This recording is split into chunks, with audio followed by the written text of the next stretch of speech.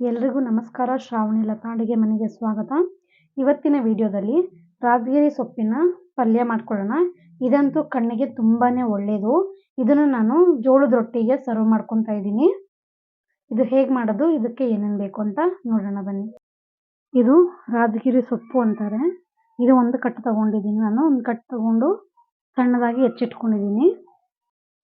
ಒಂದು ಮೀಡಿಯಂ ಸೈಜಿಂದು ಈರುಳ್ಳಿ, ಒಂದು 6 ಹಸಿಮೆಣಸಿನಕಾಯಿ ಉದ್ದುದ್ದ ಕಟ್ ಮಾಡ್ಕೊಂಡಿದ್ದೀನಿ. ಒಂದು ಸ್ವಲ್ಪ ಕೊತ್ತಂಬರಿ,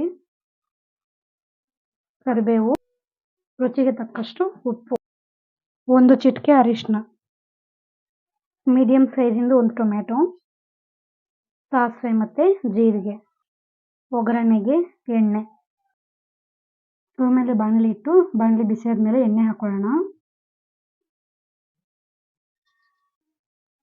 ಎಣ್ಣೆ ಕಾದಿದೆ, ಸಾಸಿವೆ ಹಾಕೊಳ್ಳೋಣ,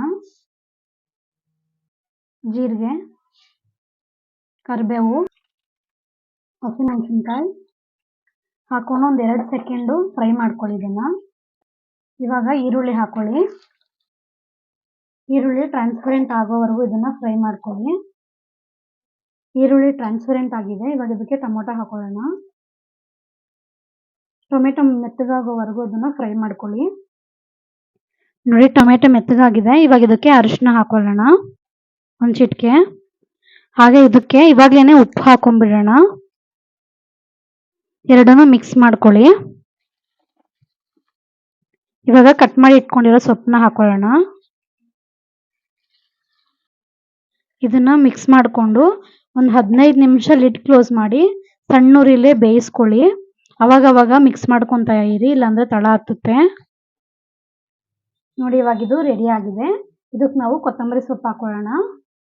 ಇದು ಜಸ್ಟ್ 2 ಸೆಕೆಂಡ್ ಮುಚ್ಚಳ ಮುಚ್ಚಿ ಬೇಯಿಸ್ಕೊಳ್ಳಿ. ನೋಡಿ, ರಾಜಗಿರಿ ಸೊಪ್ಪಿನ ಪಲ್ಯ ರೆಡಿ ಆಗಿದೆ. ನೀವು ಕೂಡ ಈ ರೆಸಿಪಿನ ಟ್ರೈ ಮಾಡಿ. ಹೇಗಿತ್ತು ಅಂತ ಕಮೆಂಟ್ ಮಾಡಿ, ಲೈಕ್ ಮಾಡಿ, ಶೇರ್ ಮಾಡಿ, ನಮ್ಮ ಚಾನಲ್ನ ಸಬ್ಸ್ಕ್ರೈಬ್ ಮಾಡಿ. ಹಾಗೆ ಪಕ್ಕದಲ್ಲಿರೋ ಬೆಲ್ ಐಕಾನ್ನ ಕ್ಲಿಕ್ ಮಾಡಿ. Thank you.